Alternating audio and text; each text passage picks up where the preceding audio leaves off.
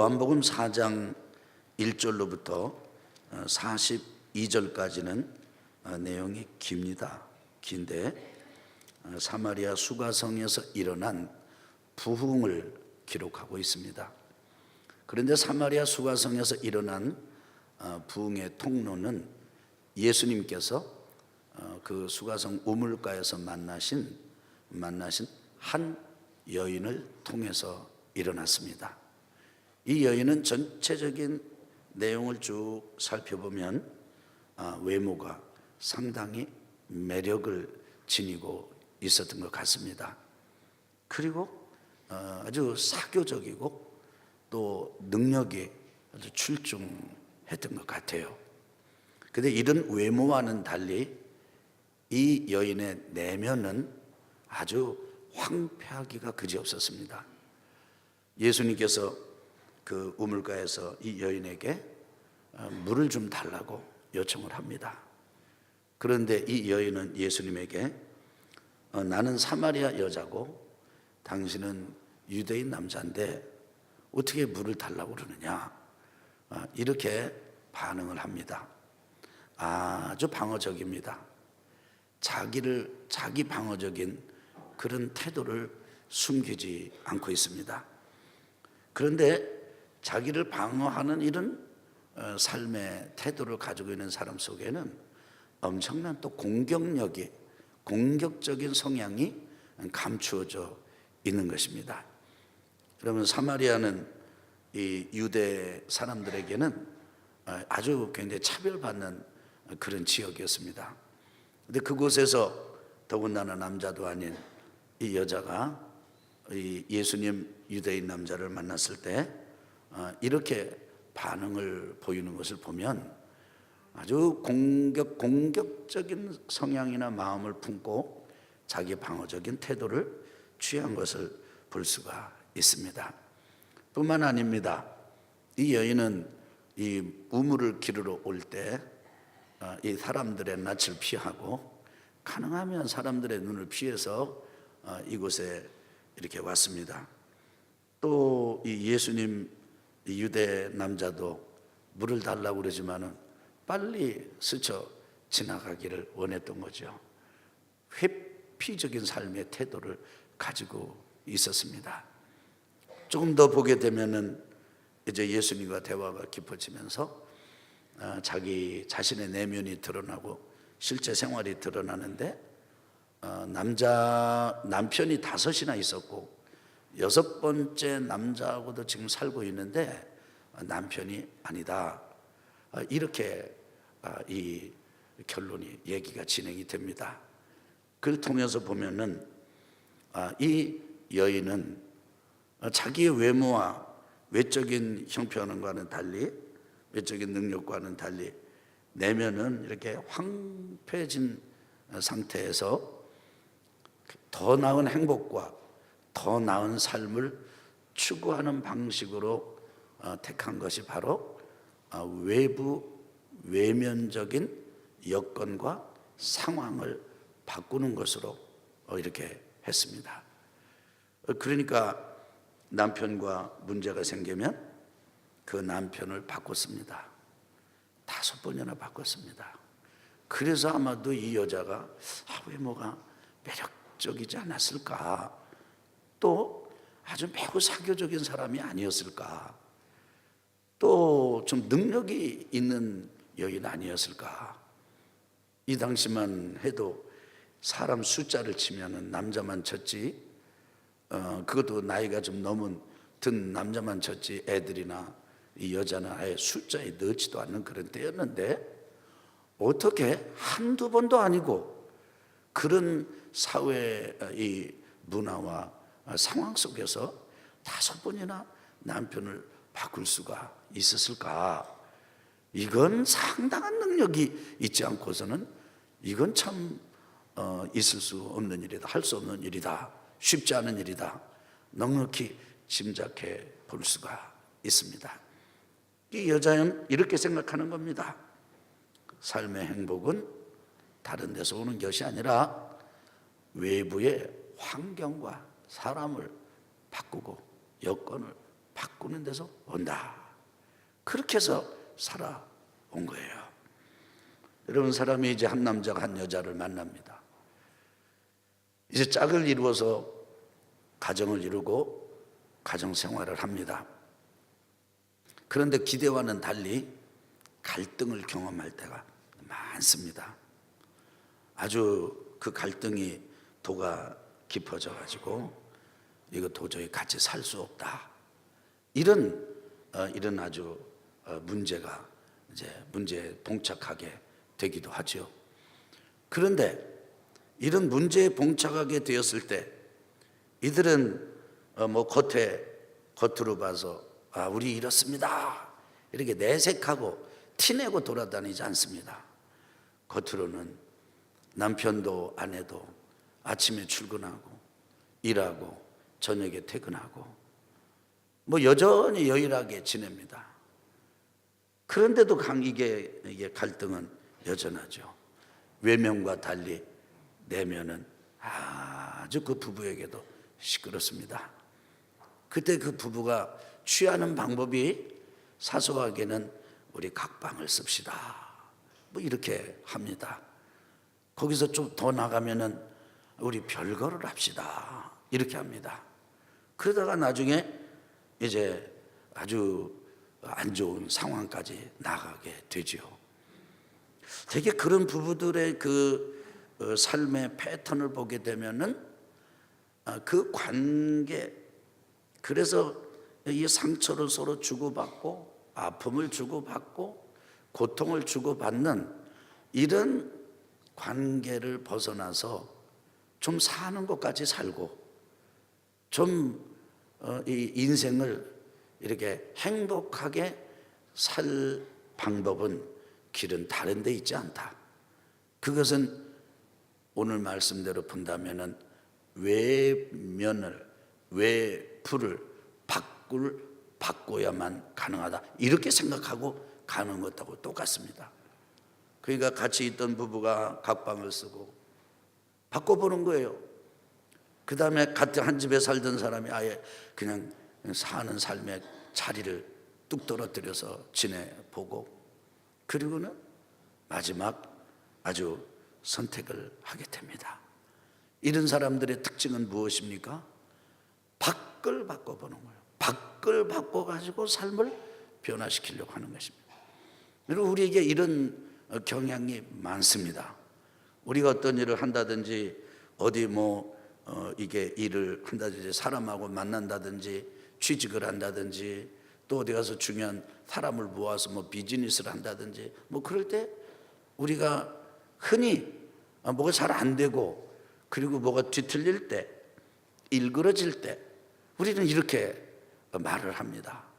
이게 조금 요게 좀 자금이 받쳐줬더라면 이렇게 말을 합니다. 아쉬워합니다. 아니면은 이게 좀 부모가 조금만 더 받쳐줬더라면은 이게 내가 좀 괜찮았을 텐데 이 부모가 이렇게 말하기도 합니다.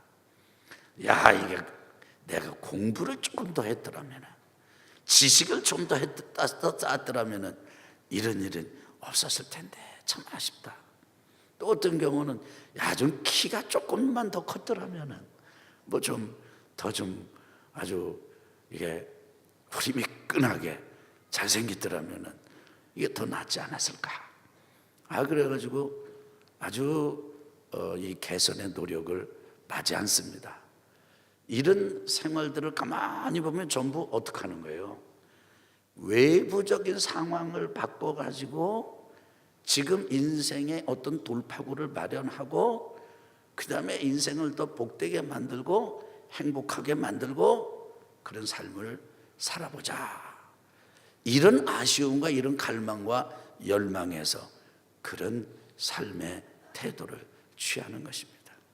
그런데 여러분, 거기에는 답이 없습니다.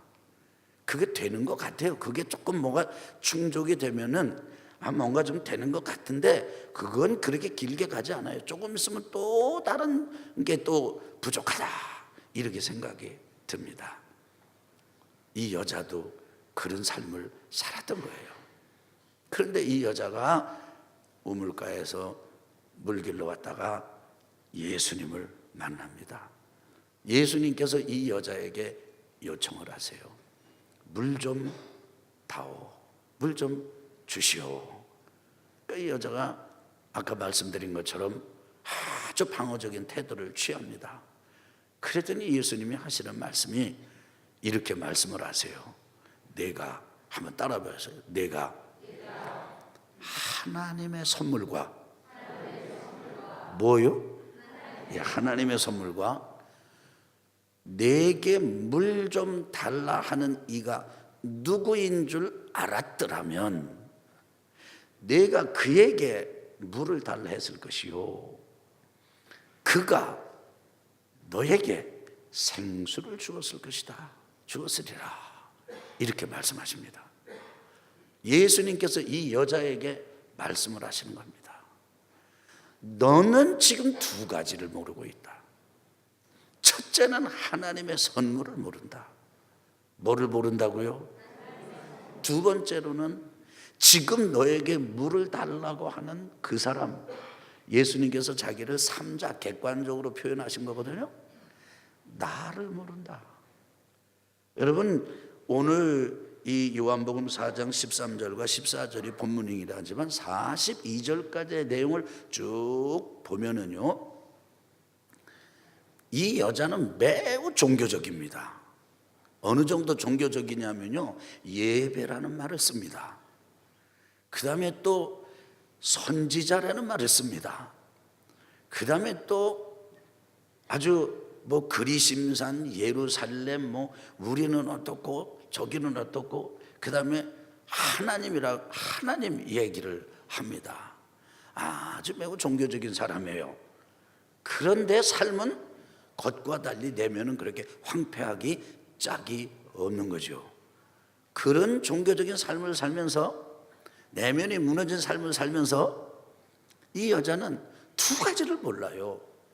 첫째는 뭐냐면 하나님의 선물을 모릅니다. 이게 선물이라는 말을 우리 신앙적인 용어, 우리가 흔히 사용하는 말로 하면은 은혜요. 하나님의 은혜. 이 여자는 하나님의 은혜를 몰라. 하나님의 선물을 몰라. 여러분, 하나님의 선물은 특징이 있습니다. 그것은 뭐냐면 사람이 예기치 않는 장소에, 사람이 기대할 수 없는 시간에, 사람이 상상조차 할 수 없는 놀라운 것, 그거 주어지는 것, 그게 하나님의 선물입니다. 여러분이 오늘 이렇게 예배를 마치고 이제 집에를 갔습니다. 그런데 같이 예배를 마치고 나가던 아내 혹은 남편 혹은 자녀 혹은 부모가 먼저 들어가, 그러고 나더니 밖에 나가서 한참 있다 돌아오더니 눈 감아봐 그러면서 이제 내가 눈 뜨라고 그럴 때 눈 떠. 지금은 눈 뜨세요 여러분. 이렇게 이제 그래서 눈을 딱 떠보니까 와, 이게 웬걸? 전혀 기대하는 시간이 아니고 전혀 기대하는 장소가 아닌데 평소에 너무 갖고 싶었던 것에 아주 과장해가지고 10배, 100배는 더 좋은 것을, 선물을 쫙 마련해 놨어요. 그러면요, 너무 좋아가지고 와서 막 아빠 그러면서 뽀뽀를 하고 포옹을 하고 아주 그렇게 해서 기뻐합니다. 이 땅에서 우리가 선물을 받을 때 기쁩니다. 사람의 선물입니다.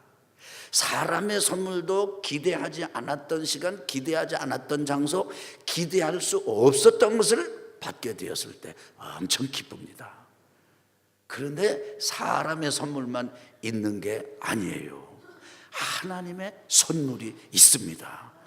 하나님께서 주시는 선물이 있어요. 그런데 그 하나님의 선물, 뭘 잘해야 선물 받는 거잖아요. 사람의 선물은 그럼 뭔가 좀 이렇게 감동을 줘야 받는 거잖아요. 근데 이 여인의 삶은 하나님 앞에 감동을 줄 수 있는 여지가 전혀 없어요.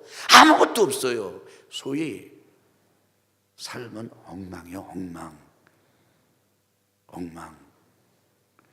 그런데 그런 여자를 향해서도 야야야야, 하나님의 선물이 있다는 걸 안다면, 하나님의 선물이 있다는 걸 알았다면, 그대에게, 당신에게, 너에게 예비된 하나님의 선물이 있다는 걸 알았다면 네가 그 선물을 구했을 거 아니냐. 근데 너는 아예 선물에 대한 기대감이 없어. 뭐가 놀라운 일이 일어날 거라고 하는 기대감이 없어. 놀라운 것이 주어질 거라고 하는 기대감이 없어. 그리고 너는 나를 몰라. 지금 너하고 나하고 지금 우물가에서 만났어요. 그래서 내가 물을 달라고 합니다. 근데 나는 하나님의 아들이고, 나는 당신에게, 그대에게, 이런 삶을 사는 당신에게 내가 하나님께서 주시는 선물인 생수를 줄 수 있는 사람인데, 내가 당신의 삶을 건져줄 수 있는 사람인데, 내가 당신의 삶을 획기적으로 바꿔놓을 수 있는 사람인데, 그대의 삶이 바뀌는 것 정도를 떠나서 영원한 생명을 누릴 수 있도록 내가 줄 수 있는 사람인데 나를 몰라. 그러니까 지금 물을 달라 하는, 요청하는 그것만이 부담스러울 뿐이야. 그래서 잔뜩 방어하고, 그래서 수틀리면 공격할 것이고, 그래서 회피하고, 그래서 외부적인 여건이나 바꿔보자고 그러는데, 하나님의 선물을 알았다면, 그리고 나를 알았다면 나한테 구했을 것이다. 그럼 나는 생수를 주었을 텐데, 이 생수는 그대가 마시면 이 생수가 그대 안에 들어가서 영원하도록 솟아나는 영생의 생명, 영원한 생명을 주는 솟아나는 샘물이 될 것이다. 여러분, 우리가 세상에서 살면서 이 갈증을 해결하는 몇 가지 방법이 있습니다. 첫째는 이거 한 컵 마시는 거예요. 그것도 양이 안 차면 아예 물로 뛰어드는 거예요. 그런데 예수님께서 지금 우리에게, 사람에게, 이 땅 백성들에게 그야말로 내면이 황폐하고, 그래서 외부 여건을 바꿔가지고 행복을 추구해보고 삶을 개선해보려고 노력하는 사람들에게 그게 아니고 두 가지가 있는데, 하나님께서 선물이 있고 하나님께서 주시는 선물이 있고, 그 선물을 떼가 주는 거야. 그것은 너희 안에서 물 한 컵 마시는 정도가 아니고, 어디 호수에 뛰어들어가 오고 아니면 어디 들어가서 이렇게 씻고 물 한 벌컥 하는 게 아니라, 아예 그 샘이, 그 물이, 그 생수가 너희 안에서 나는 것이야. 너희 내면에서 솟아나는 것이야. 너희 생각 안에서, 내 속사람, 내 안에서 이 샘물이 열리게 되는 것이다. 예수님이 이 여인에게 이렇게 말씀하신 거예요. 여러분, 이 여인이 그 말을 듣고 이 여인이 놀랍니다. 그러니까 그 물을 나 좀 마시게 해주시오, 이렇게 요청합니다. 그런데 그 여인에게 이 샘물이 어쨌든 들어갔습니다. 샘이 이 여인의 심령에서 열렸습니다. 이 여자가 예수님의 이 베풀어 주시는 바 생물을 경험하고 난 다음에, 체험하고 난 다음에, 안에서 샘물이 열리고 난 다음에, 이 여자는요, 외부적으로는 바뀐 게 아무것도 없어요. 길로 왔던, 들고 왔던 물동이 그대로고, 우물 그대로고, 동네 사람 그대로고, 동네 그대로고, 자기가 지금까지 살아온 삶의 이력이 그대로고, 그 다음에 지금 살고 있는 남자도 남편같이 살겠지만 남편이 아닌 그것도 그대로고, 얼굴도 그대로고, 나이도 그대로고, 전부가 그대로인데, 이 사람이 그냥 확 변해가지고 동네로 막 뛰어갔어요. 어디로 뛰어갔어요? 동네로 뛰어갔어요. 그리고는 외칩니다. 와봐라, 와보시오, 와보시오, 와보시오. 전도합니다. 그랬더니 사람들이 그 여자의 전도를 받고 밀물처럼 싹 예수님에게 나왔습니다. 그럼 여자가 이렇게 변화된 거, 그래서 겉이 바뀐 겁니까? 속이 바뀐 겁니까? 속이 바뀐 겁니다. 사랑하는 형제 여러분, 사랑하는 자매 여러분, 우리 사랑하는 젊은이 여러분, 우리 성도 여러분, 여러분과 제가 살면서 우리 겉과는 달리 우리 내면이 황폐할 수 있어요. 무너진 채로 있을 수 있어요. 망가진 채로 있을 수 있어요. 죽지 못해 살 수 있어요. 저 인간이 바뀌면, 이 자식이 좀 어느 정도 좀 따라주면, 부모가 좀 받쳐주면, 이게 좀 운때가 좀 맞아주면, 시절이 좀 받쳐주면, 그러면서 그저 분노하고 그저 증오하고, 그리고 그냥 성마르게 마치 이게 폭탄처럼, 그리고 아주 내면은 컴컴하고 어둡고 우울하고 이런 채로 살 수가 있습니다. 그러면서 뭐가 뭔지도 모르고 왜 그런지도 모르고 여전히 외부적인 환경만 바꿔보려고 해요. 그런데 오늘 말씀하십니다. 성령님 오늘 여러분과 저에게 말씀하십니다. 하나님의 선물이 있다. 예수님이 누군지 알아야 된다. 아멘. 여러분, 이 여자가 예수님을 알게 된 방법은 무엇입니까? 예수님을 만났는데 어떻게 만났냐면요, 자기 있는 모습 그대로 예수님께서 받아주시는 예수님으로 만났습니다. 여러분, 이 여자가 자기 방어적이라고 그랬죠? 그리고 막 공격적이라고 그랬죠? 근데 어느 때 공격적입니까? 자기 내면이 드러날 때 공격적입니다. 그러니까 감춥니다. 자기 내면을 드러낼 수가 없어요. 자기 속 사정을 드러낼 수가 없어요. 여러분, 사람은 30살 살았으면은 30살의 30대의 모습 가지고 있습니다. 이름 가지고 있습니다. 인격을 가지고 있습니다. 자아를 가지고 있습니다. 근데 그것만이 전부가 아닙니다.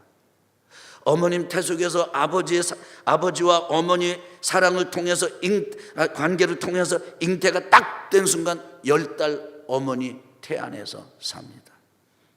그리고 또 태어나서 1년, 2년, 3년, 5년, 10년, 20년 그 산 세월만큼 수많은 사건을 경험합니다. 수많은 상처를 받습니다.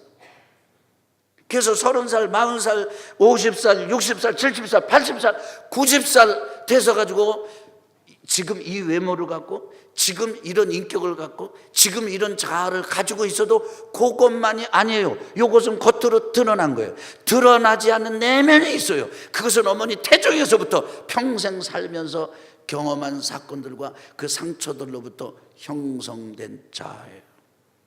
그래서 하덕규 시인은 이렇게 고백했어요. 한번 따라해 보실래요? 내 속에. 한번 따라해 봐요. 내 속에 내가 너무도 많아. 내가 아닌 내가 내 안에 많단 말이에요. 내 속에 내가 어쩔 수 없는 슬픔. 그래가지고 마치 그런 내적인 내면의 자아들, 내면의 인격들, 이런 것이 뒤엉켜가지고 그 하덕규 시인이 기가 막힌 표현을 했습니다. 마치 가시나무 같다는 거예요. 삶이 가시나무 같다. 껍데기가 가시나무가 아니에요. 멀쩡해요. 그런데 속은 가시나무 같아. 그래서 바람이 한번 불면은 가시나무가 흔들리면서 서로 찔러. 새가 좀 앉아봐야 되겠다 그랬더니, 왔더니 그냥 흔들리는 바람에 흔들리는 가시나무 때문에, 가시 때문에 앉을 수가 없어. 새가 날아가. 그런 인간의 내면을 하덕기 시인이 가시나무 새라고 하는 그런 이 노래 잘 표현했습니다. 여러분 어떻습니까? 다 그런 것은 아니지만 일부 이런 사람 있을 수 있어요. 어떤 사람이요? 아버지가, 어머니가 어느 날 이렇게 얘기합니다. 엄마가 아주, 아이고 여보 큰일 났어. 아이고 이거 달거리가 안 오는 거 보니까 생긴 것 같아. 남편이 이렇게 얘기합니다. 아니야, 안 돼. 지금 안 돼. 지금 당신 같이 일을 해야 되고 뭐를 해야 되고 지금 할 때가 아니요. 가질 때가 아니요. 무슨 얘기인지 아시죠? 그래서 이제 어느 정도 지났습니다. 지났더니 보니까 아이고 애 들어섰네. 그래가지고 애가 생겼어요. 그때 어떻게 얘기해요? 또 되게 그때가 아주 막 잘 왔다. 너 정말 잘 왔다. 아빠가 엄마가 얼마나 기다렸다고. 그래도 아직 미동도 없는 잉태된 생명 덩어리, 시작에 불과한 그 생명 덩어리, 잉태된 생명이 있는 그 태에다가 아빠가 귀를 대고 엄마가 손을 대보고, 그리고 엄마 아빠가 손을 잡고 잘 왔어. 정말 당신에게 가졌구나. 너무 잘했다. 이게 아니고, 아이고 때가 아닌데. 그러고 나중에 어떻게 해요? 극단적인 경우는 지우라고 그러잖아요. 그럼 여러분, 어머니 태중에 있는 이 생명은 이미 태중에서부터 거절감, 거부감을 경험해요. 그것이 아주 도장처럼 새겨져 버려요. 더군다나 지워버려. 그럼 지우는 게 이 아기에게는 죽음이에요. 죽음에 대한 두려움을 가져요. 여러분, 그 영상 보신 적 있으시죠? 의사가 아기를 없애려고 도구를 태 속에다 집어넣습니다. 아기가 아무것도 모를 줄 알았는데 불과 몇 주밖에 안 된 아이가 그 의사의 수술 도구를 피해서 다녀. 피해. 그 태중에서 느꼈을 그 아이의 느낌과 감정은 무엇입니까? 두려움입니다. 생명에 대한 위협입니다. 거기서 엄청난 분노가 나중에는 더 자라게 되어 있습니다. 이미 태중에서부터 그걸 경험한 거예요. 그런데 이 사람이 태어나서 5살이 되고 10살이 됩니다. 20살이 되고 30살이 됩니다.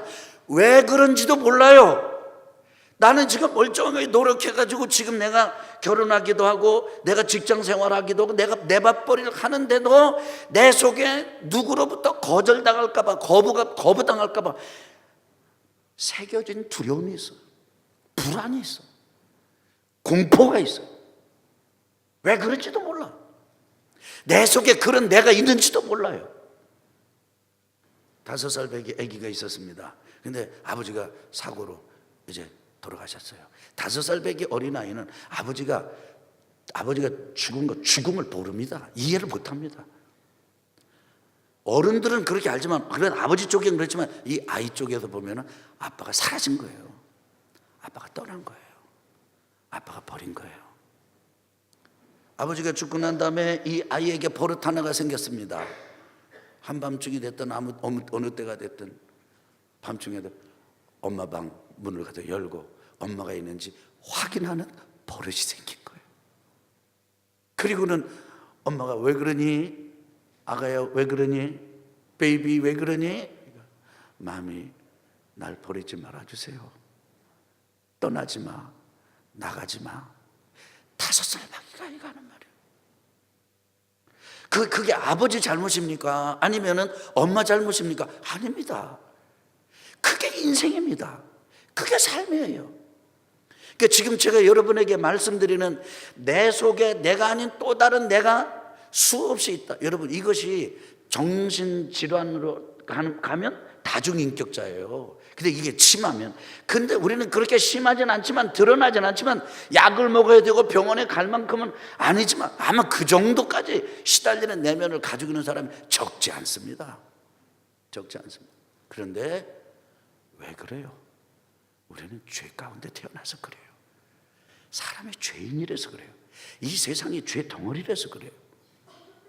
그런 삶을 살던 이 여자는 지금 내면이 엉망이야. 이 여자의 공포는 뭡니까?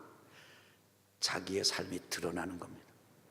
드러나면 사람들이 나를 또 우습게 여길 것이고, 드러나면 그래도 지금 어느 정도 나를, 내 행동 거지를 알고 삶을 알고, 그러면서 지금 내가 이렇게 따돌림을 당하고 이런 삶을 사는데 거기다가 내가 더 드러난다면 나는 더 큰 문제에 빠지고 말 거야. 감추고 감춥니다. 그런데 예수님을 만나보니까 예수님은 이 여자를 알아요. 이 여자가 어떤지 알아요. 이 여자의 내면이 어떤지 알아요. 사랑하는 성도 여러분, 우리 교회 여러분, 하나님은 우리한테 속아서 우리를 만나주시는 분이 아니에요. 예수님이 우리한테 속은 게 아니에요. 예수님은, 우리 주님은, 우리 아버지 하나님은 여러분과 제가 얼마나 온전치 못한 내면의 인격과 자화와 삶을 가지고 있는지 잘 아세요. 그런데도 우리를 버리지 않으세요. 이렇게 말씀하세요. 내가 하나님의 선물과 물 좀 달라 하는 이가 누구인 줄 알았다면 내가 그 사람한테 구했을 것이다. 여러분과 제가 이제 예수님을 향해서 마음의 문을 여셔야 합니다. 내가 나의 내면을 볼 수 있어야 합니다. 들여다봐야 됩니다. 더 이상 외부를 바꾸려고 하는 노력에서부터 벗어나서 이제는 시간을 가지고 서두르지 말고 자신의 내면을 한번 들여다보십시오. 그리고 그 온전치 못한 나, 상처 속에 있는 나를 바라보십시오. 발견해 보십시오. 때로는 마주하고 싶지 않습니다. 생각하고 싶지 않습니다. 기억도 하고 싶지 않습니다. 고통스럽습니다. 그렇지만 따라합시다. 이제부터 나는 나의 내면을 들여다볼 것이다. 따라합시다. 이제부터 상처 속에 있는 나를 볼 것이다. 대면할 것이다. 바라볼 것이다. 그리고 마지막 그 상처 속에서 예수님을 만나시기를 예수 그리스도 이름으로 축원합니다. 우리가 우리 내면을 보고 그리고 상처 속에 쌓여있는 나를 볼 때 괴롭습니다. 그래서 내가 나를 용납하고 싶지가 않아요. 그런데 여러분, 우리 주님은 그런 나를 있는 그대로 받아주십니다. 만나주십니다. 알아주십니다. 용납해 주십니다. 그리고 생수를 주십니다. 생각해 보세요.